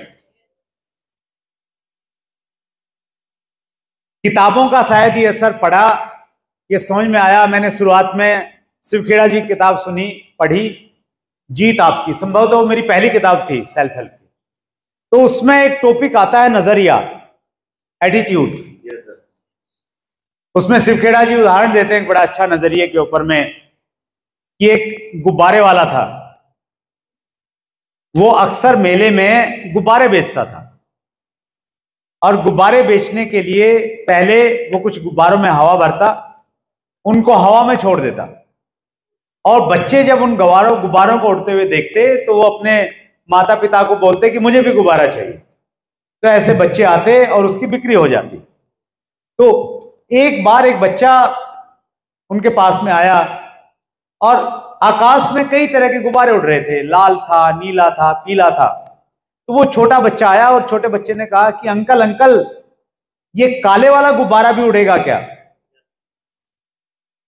तो गुब्बारे वाले ने कहा कि बेटा गुब्बारा अपने रंग से नहीं उड़ता कि वो किस रंग का है, गुब्बारा इस चीज से उड़ता है कि उसके अंदर में क्या भरा हुआ है।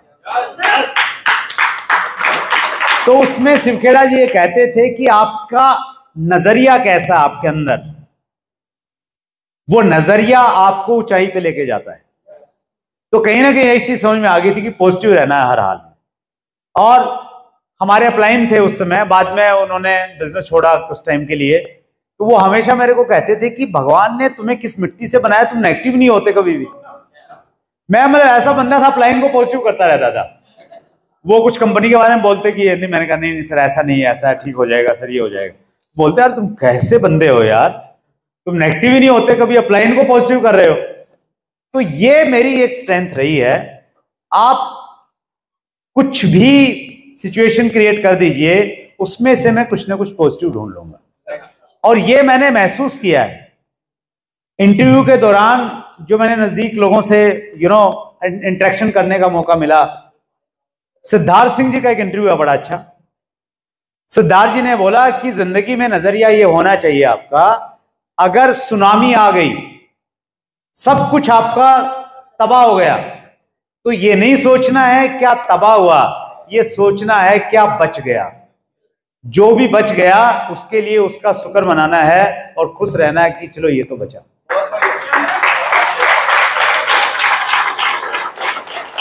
तो ये वाला भाव अगर आपके अंदर में है ना, हमेशा पॉजिटिव रहने का।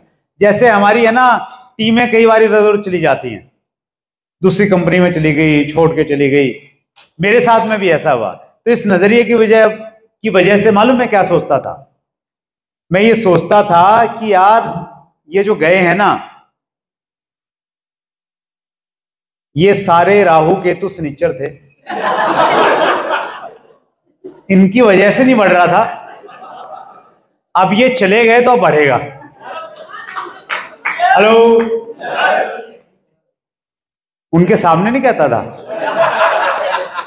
और किसी को भी नहीं कहता था डाउनलाइन को मोटिवेट करने के लिए, अंदर ही अंदर कहता था, पॉजिटिव करता था कि नहीं ये निकम्मे नालायक, इनकी वजह से नहीं बढ़ रहा था, अब ये चले गए हैं अब बढ़ेगा। तो आपको परिस्थितियों को अपने हिसाब से कन्वर्ट करना पड़ेगा, सोचना पड़ेगा, फिर चीजें ऑटोमेटिकली बदलते हैं। तो ये मेरी एक स्ट्रेंथ है, कहीं ना कहीं आज भी है, परमात्मा ने दी है। और परमात्मा के साथ साथ में आपने खुद भी एफर्ट्स करना पड़ता है। पॉजिटिव एटीट्यूड के ऊपर मैं एक है ना टॉपिक लेता था पहले, इन दिनों शायद वो स्किप हो गया कहीं ना कहीं। उसमें हम ये बताते थे कि जो एटीट्यूड है ना, ये ऐसा नहीं कि एक बार आपने पॉजिटिव कर लिया फिर जिंदगी भर के लिए पॉजिटिव हो गया। इसके लिए आपको एफर्ट्स करने पड़ेंगे अपने एटीट्यूड को पॉजिटिव रखने के लिए। उन एफर्ट्स में आपको लगातार सेल्फ हेल्प की किताबें पढ़नी पड़ेगी, लगातार पॉजिटिव लोगों की संगत में रहना पड़ेगा, आपके अंदर में कृतज्ञता का भाव हमेशा रखना पड़ेगा। ग्रेटिट्यूड की जो फीलिंग रहती है ना, वो हमेशा आपको पॉजिटिव रखती है। आप लोगों से नाराज रहते हैं, एहसान फरामोश रहेंगे, तो नेगेटिविटी आपके अंदर में आएगी। और इसमें एक पॉइंट ये भी आता था कहीं ना कहीं कि आप अगर तुरंत काम करने की आपकी आदत है, तो ये आपके अंदर में पॉजिटिविटी बना के रखेगी, आपके कॉन्फिडेंस को बिल्ड करके रखेगी। तो ये कई सारे काम आपको लगातार आप करते रहते हैं, तो आप पॉजिटिव बने रहते हैं। फीलिंग ऑफ ग्रेटिट्यूड, ये पॉजिटिव एटीट्यूड की वजह से मेरे अंदर में आई, और ये मुझे लग रहा है कि मेरी एक ठीक ठाक सी स्ट्रेंथ है। हर किसी के प्रति कृतज्ञता का भाव रखना, अपलाइनों के प्रति, कंपनी के प्रति, क्रॉस लाइन के प्रति, डाउन लाइन के प्रति, पेरेंट्स के प्रति, प्रकृति के प्रति, हर किसी के प्रति। और इसके लिए आप एक आदत डाल सकते हैं। मैं इस पे मैंने बहुत दिनों तक काम किया, जब तक ये बिल्कुल मेरी आदत में शुमार नहीं हो गई। आप डालिए, इसकी आदत बनाइए, आज से ही शुरू कीजिएगा। हर रोज सोने से पहले 5 लोगों के प्रति कृतज्ञता व्यक्त करो, उस दिन जिन लोगों को लेके आपको अंदर भाव आ रहे हैं।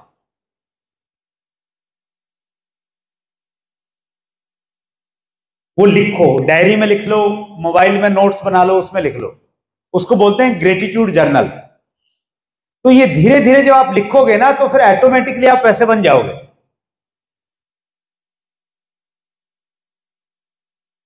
रात को सोने से पहले सुबह से लेकर रात तक का अपना शेड्यूल देखो, उसमें जिन लोगों को आपने लगा कि हेल्प किया तो उसमें लिखो। आपकी पत्नी ने अगर आपके लिए अच्छा खाना बनाया तो उनको लिखें, आपको बहुत बहुत धन्यवाद, आपने बहुत अच्छा खाना बनाया, आप मेरा बहुत ख्याल रखते हैं। आपने किसी अपलाइन से बात हुई, उसने कुछ बताया, डाउनलाइन ने किसी ने हेल्प किया, तो वैसे करके कम से कम 5 आपने हर रोज लिखने हैं। तो ये धीरे धीरे आपके अंदर में शुमार हो जाएगी। फाइनेंशियल मैनेजमेंट ये बहुत जरूरी है बड़ी कामयाबी के लिए, लंबे समय तक चलने के लिए।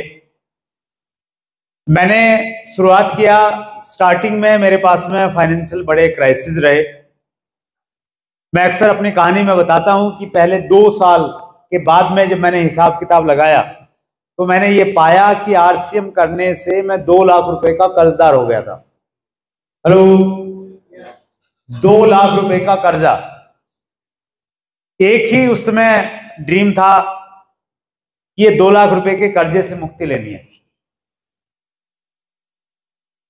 और धीरे धीरे सारी चीजें ठीक हुई। तो यहां मैं ये कहना चाहता हूं, आप ज्यादा हवाबाजी में मत आइए, ज्यादा दिखावे के चक्कर में मत रहिए।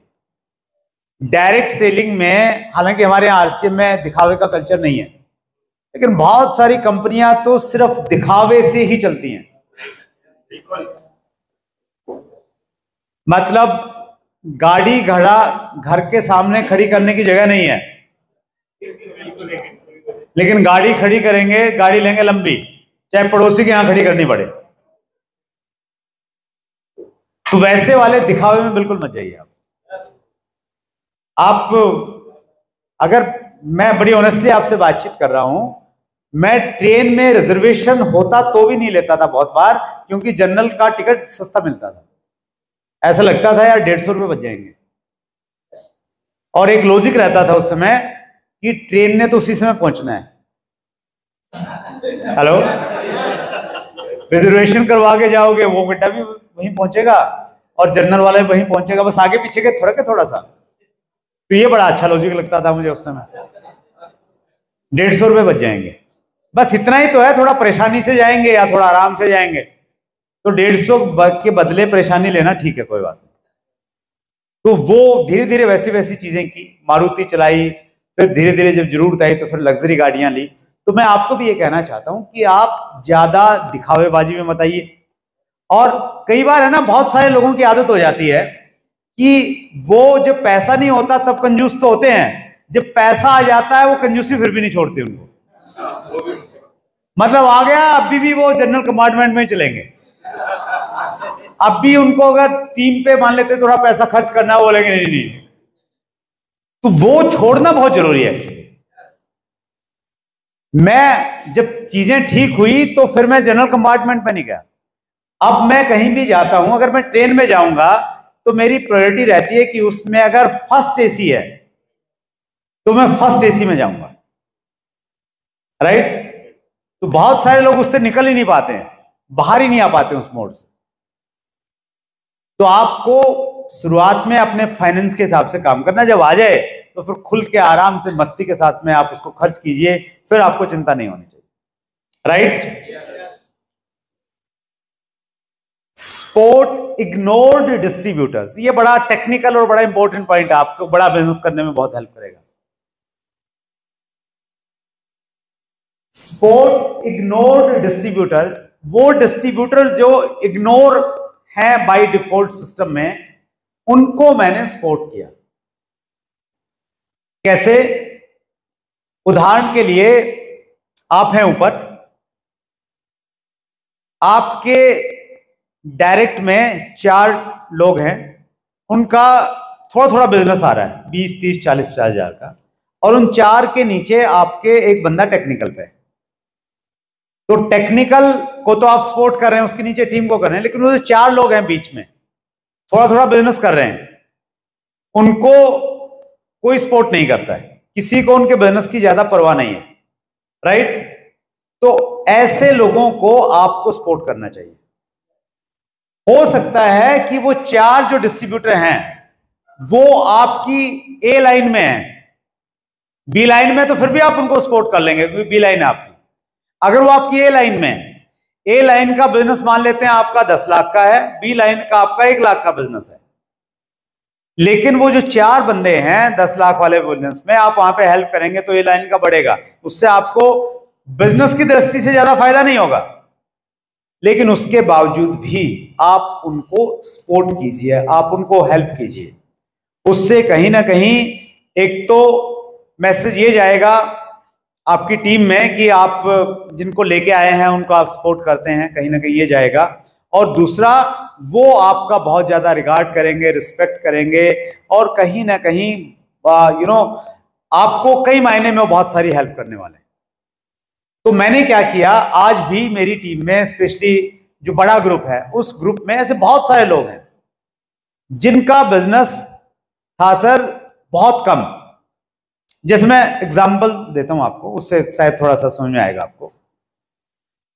जैसे एक नाम है सुजीत कुमार सिंह, सुना है आपने? बहुत शानदार कोर लीडर हैं, बहुत तेजी के साथ उन्होंने काम किया। सुजीत कुमार सिंह जी के ऊपर में हैं उनके रियल चाचा आर.के. सिंह उनका नाम है, राइजिंग कोर टीम में है, और वो स्टार रूबी के लेवल पे है। तो उनको मैंने थोड़ा थोड़ा सपोर्ट किया, और थोड़ा थोड़ा सपोर्ट करने से वो बिल्ड हो गए, क्योंकि वो मेरे बड़े ग्रुप में थे। चाहता तो वो इग्नोर कर दिए जाते तो शायद नहीं होते। तो उनकी टीम में जो लोग थे, नूर आलम उनकी टीम में है, तो उसको थोड़ा सपोर्ट दिया, उसको हौसला दिया कि मैं साथ में हूं, कहाँ मीटिंग देनी, कहाँ काउंसलिंग देनी। वहां गए तो थोड़ा स्पेशल उनको टाइम दे दिया, तो वो एक बड़े लीडर बन गए। उनके ऊपर में है एक और हमारे कोर लीडर हैं, mister Rishikesh Devnath, core team में है, स्टार रूबी के लेवल पे हैं। उनको थोड़ा सपोर्ट किया, वो उस लेवल पे आ गए। रविशंकर रॉय हैं, वो उस लेवल पे आ गए, कोर टीम का हिस्सा हैं। तो ऐसे बहुत सारे लोग हैं जिनको मैंने सिर्फ ये एहसास कराया कि मैं आपके साथ हूं, 100% आपके साथ खड़ा हूं, जहां आपको जरूरत होगी मुझे खड़ा पाओगे। उस एक भाव के कारण में उन्होंने बड़ा काम कर दिया। वो पर्ल के लेवल से स्टार रूबी के लेवल पे पहुंच गए। तो आपको भी थोड़ा बड़ा सोचना है। आपकी टीम में वो लोग जो अभी इनएक्टिव हैं, थोड़ा बहुत काम कर रहे हैं, एक्टिविटीज कर रहे हैं, तो उनको थोड़ा बहुत आप काम करेंगे। तो देखिए, बड़ा वॉल्यूम आपका कब होगा? बड़ा वॉल्यूम आपको तब होगा जब आपकी ब्रांचेस बड़ी होंगी। आपने बड़ा पेड़ देखा है कभी? बड़ा पेड़ की आप कल्पना कीजिए, बड़ा पेड़ कौन सा होता है? जिसकी शाखाएं, बहुत सारी शाखाएं फैली हुई।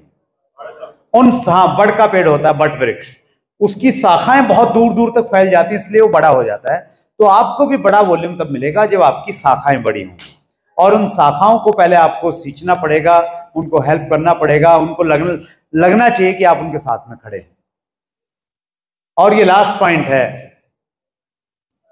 फाइंड ए कॉम्पिटिटर। अपना एक कॉम्पिटिटर ढूंढिए जिसमें मेरा बहुत विश्वास है।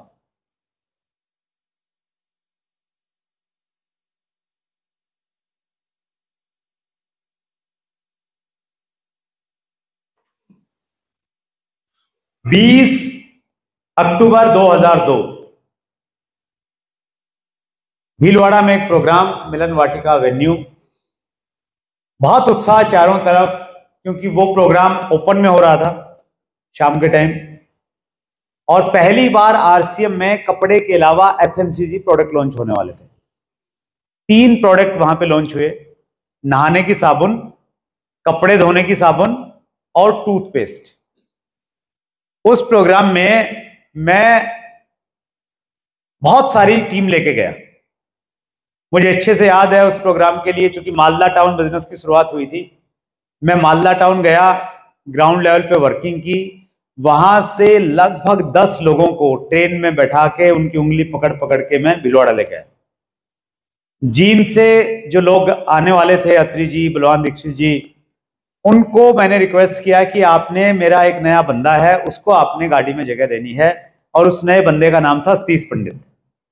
तब तक उन्होंने ज्वाइन नहीं किया था, उनकी ज्वाइनिंग नवंबर की है, तो ये 20 अक्टूबर की बात है। तो उनको मैंने बोला कि आपने पंडित जी को लेके आना है।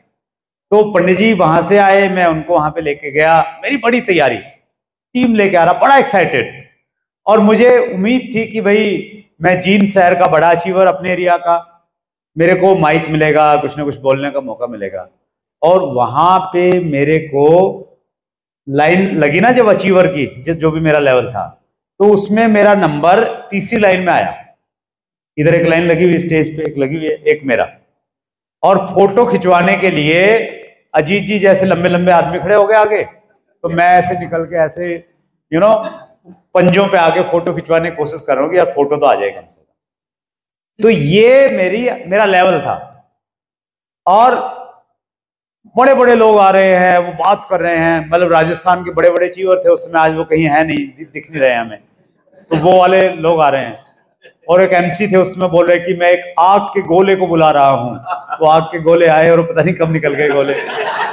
तो मुझे लगा कि यार मजा नहीं आया, ये तो मतलब नंबर आना चाहिए स्टेज पे। तो मैंने देखा यार किसका बिजनेस ज्यादा है थोड़ा सा, तो मैंने 2-3 लोगों से मैंने सोचा कि यार इनसे ज्यादा बिजनेस करना है।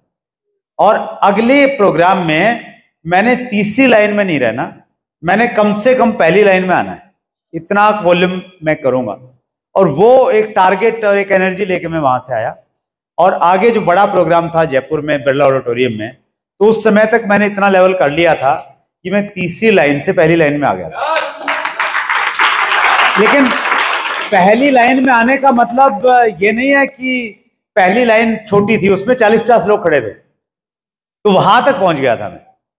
और वहां मैंने टारगेट लिया कि मैं टॉप 20 की एक लिस्ट बनती थी, उसमें पिने नहीं होती थी, कि मैंने टॉप 20 की लिस्ट में आना है। रिकॉग्निशन कैसे करते थे हम, जैसे कोई बड़ा प्रोग्राम है, कंपनी से लिस्ट आएगी, जिनको ज्यादा पैसा मिला, ज्यादा चेक बना, वो 20 नाम पहले निकलते थे, उनको स्टेज पे रोल मिलता था।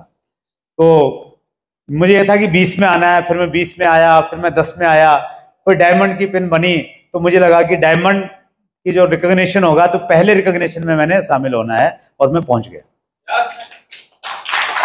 और एक व्यक्ति थे, नाम लेना थोड़ा ठीक नहीं रहेगा, तो उनका बड़ा वॉल्यूम था, बड़ा दबदबा रहता था उनका कंपनी में, उनकी एक अलग क्या बोलते हैं, उनकी एक अलग धाक थी, यार वो आ रहे हैं रास्ता छोड़ दो, तो वो वाला सीन रहता था। तो मुझे लगा कि यार इनसे बड़ा बिजनेस करना है मैंने। मतलब उसमें उनका बिजनेस भी बड़ा था, और धीरे धीरे मैं उनके लेवल तक पहुंचा। धीरे धीरे मैंने उनके लेवल से बड़ा बिजनेस किया। फिर धीरे धीरे मैंने सोचा कि यार इनके जितना बिजनेस तो मेरी टीम वाला बंदा करेगा, वो मैंने टारगेट सेट किया। मोटिवेशन मिलता ना, इमोशन क्रिएट होते। मुझे लगा कि नहीं यार, ये जितना बिजनेस करते हैं ना, उससे तो मेरी टीम वाला बंदा करेगा। तो वो सारी की सारी चीजें क्रिएट हुई, वो हुई। तो मैं यहां पर आपके लिए एक टास्क है, टास्क ये है कि आपका कंपटीटर कौन है, उसका नाम लिखना है आपने। लिखिए, खोलिए डायरी। कंपटीशन कमजोर से करना चाहिए या ताकतवर से? ताकतवर से करना चाहिए, राइट। वर्ल्ड कप में दक्षिण अफ्रीका को हरा के आप जीतते हैं तो उसका मजा है, राइट। तो आपका कंपटीटर कौन है, कौन होना चाहिए कंपटीटर? एक तो अच्छा, कंपटीटर बहुत भारी भी नहीं पकड़ना चाहिए, नहीं अब वैसे आपकी सांस फूली रहेगी यार, इससे आगे तो नहीं निकला जा रहा। ठीक है, कंपटीटर आप चेंज भी कर सकते हैं, एक को क्रॉस किया, फिर दूसरा पकड़ लिया, फिर तीसरा पकड़ लिया। तो आपने कंपटीटर पकड़ना है, और आप कंपटीशन कभी भी डाउनलाइन और क्रॉस अप लाइन से नहीं करना है। किससे करना है? क्रॉस लाइन से करना है, ठीक है। आपका नजदीकी क्रॉस लाइन आपका कंपटीटर हो सकता है, राइट। आशीष जी चाहें तो सुनील जी से 2-2 हाथ कर सकते हैं, ठीक है, राइट, कर सकते हैं, मतलब वो किया जा सकता है कि ठीक है कंपटीशन करते हैं, वो हो सकता है। या आशीष जी को लगता है कि नहीं यार सुनील जी से तो क्या कंपटीशन करना, अपने घर के आदमी हैं, तो मैं और किसी को नजदीकी जो क्रॉस लाइन है उसको थोड़ा पकड़ लेता हूं, राइट। लेकिन वो दिमाग में और आपकी जेहन में रहना चाहिए, ठीक। उसके लिए ये प्रार्थना नहीं करनी है कि भगवान इसका खत्म कर दे, प्रार्थना ये करनी कि भगवान इसका बढ़ा दे, बस मेरा इससे थोड़ा ज्यादा बढ़ा दे। तो ऐसे वाले भाव उसके प्रति रखने हैं आपने, राइट। तो आपने लिखा, सभी ने लिख लिया, ग्रेट। कुछ लोग बताना चाहते हैं अपने कंपटीटर का नाम। हाँ जी सर। नवनीत रावत। किनका किनका लिया आपने? नवनीत रावत का आपने लिया है। अभी आपका क्या लेवल है? Technical qualify. आप टेक्निकल क्वालिफाई हैं। और जिनसे आप नवीन रावत, नवनीत रावत, उनका क्या लेवल है? उनका पर्ल है, तो बिल्कुल सही है। क्रॉस लाइन में आते हैं, टाइगर टीम का ही हिस्सा है। अरे बहुत बढ़िया। नवनीत है यहाँ पे? बताइए, कबूल है कंपटीशन? कबूल? दो दो हाथ हो जाएं, फिर सितंबर तक ही हो जाएं। चलिए बहुत बढ़िया, दोनों के लिए बहुत जोरदार तालियां। क्या बात है, जबरदस्त। और किसी में है हिम्मत डिक्लेयर करने की? हाँ यस, आप बताइए बेटा। वाह, अशरफ जी हैं? तैयार हैं कंपटीशन के लिए? आपका क्या लेवल है अभी? Star gold. और आपका? बढ़िया, मजबूत बंदा ढूंढा है, टेक्निकल लेवल बड़ा, बहुत दैट्स ग्रेट, सुपर। हाँ जी सर। बबलू चौधरी हैं बबलू चौधरी यहाँ पे? हाँ जी। आपका क्या लेवल है सर? पर्ल। आप भी पर्ल हैं? अच्छा, तो जल्दी स्टार पर्ल बनना है इनसे। बहुत बढ़िया। क्रॉस लाइन में है ना? बहुत सही चुना है, मजा ही आएगा, इंटरेस्टिंग, बहुत बढ़िया। Yes sir. रघुनाथ जी हैं? हाँ जी। आपसे लिया है? अरे भाई साहब, आपका लेवल पर्ल है? आप भी गोल्ड? पर्ल से पंगा, देख लो। तैयार? अभी तो दो दो से पाला पड़ गया आपका तो। मायूस तो नहीं, निराश तो नहीं, झेल लेंगे। चलिए बहुत बढ़िया, सुपर। और कोई एक लास्ट और कोई लेना चाहेगा? यस। हाँ जी। किन से लिया? अच्छा, पड़ोसी से ले लिया। बहुत बढ़िया। क्या लेवल है आपका? प्लेटिनियम। आपका? टेक्निकल क्वालिफाई है। चलिए, क्रॉस लाइन है दोनों, बहुत बढ़िया, जबरदस्त, क्या बात। हाँ जी, आप और बता दीजिए। चल राकेश चौहान का है? हाँ जी। क्या आपका क्या लेवल है? आपका? अरे वाह, क्या बात है, कबूल है? चलिए बहुत बढ़िया, जोरदार तालियां।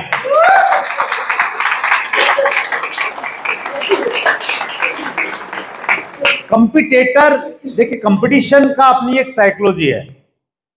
स्कूल में बच्चों के गेम जो करवाते थे ना, तो उससे आप अपनी प्रतिभा को बाहर निकालने में आपको मदद मिलती है। वो इमोशनल भी एक कारण क्रिएट होता है। और ये टेस्टेड फार्मूला मेरे पास में है ही। मैं तो ऐसे कंपटीशन करते करते करते करते कब डायमंड पे पहुंच गया मालूम ही नहीं चला। मैं तो लगा गेम की तरह खेल रहा था बिजनेस को। और जब आप डूब जाते हैं किसी चीज में, तो फिर आउटकम आपका ऑटोमेटिकली आता ही रहता है। तो ये 14 ऐसी चीजें हैं जिन्होंने एक केबल वाले को आरसीएम का डायमंड बना दिया।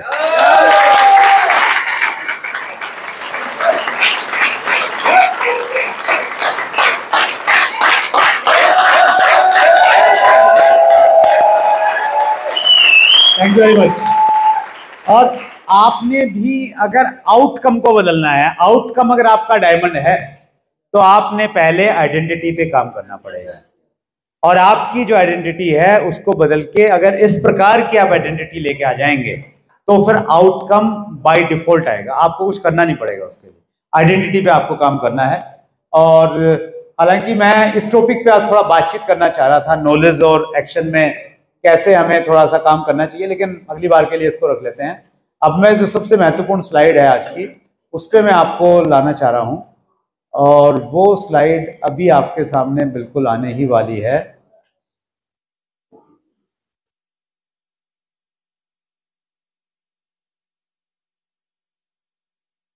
ये आ गई।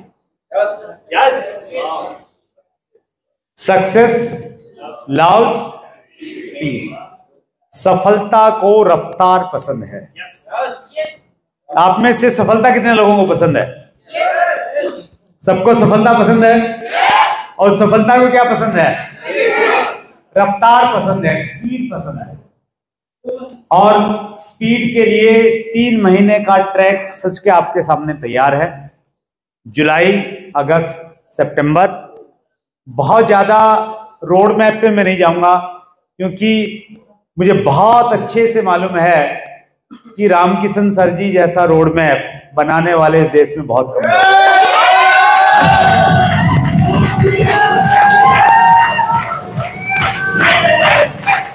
उनकी जिस प्रकार की कैलकुलेशन रहती है, जिस प्रकार का पेपर वर्क वो करते हैं, डाटा पे काम करते हैं, वो अद्भुत अपने आप में।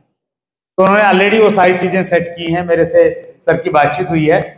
तो बस आप अपने आप को आज से स्पीड जोन में ले जाइए। थोड़ा सा अलग अलग जोन रहते हैं ना, कई जगह जाते हो कि ये नो वाईफाई जोन है, यहाँ वाईफाई काम नहीं करेगा। ये पीस जोन है, तो यहाँ आवाज मत कीजिए ज्यादा। तो नो स्मोकिंग जोन रहता है। तो अभी आपने स्पीड जोन में चले जाना है आज के बाद में। कौन से जोन में?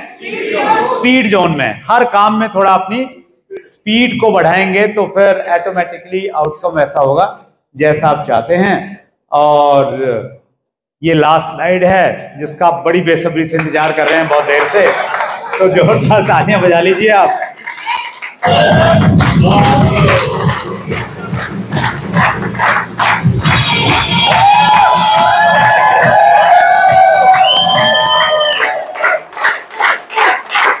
बहुत बहुत धन्यवाद आप सबका।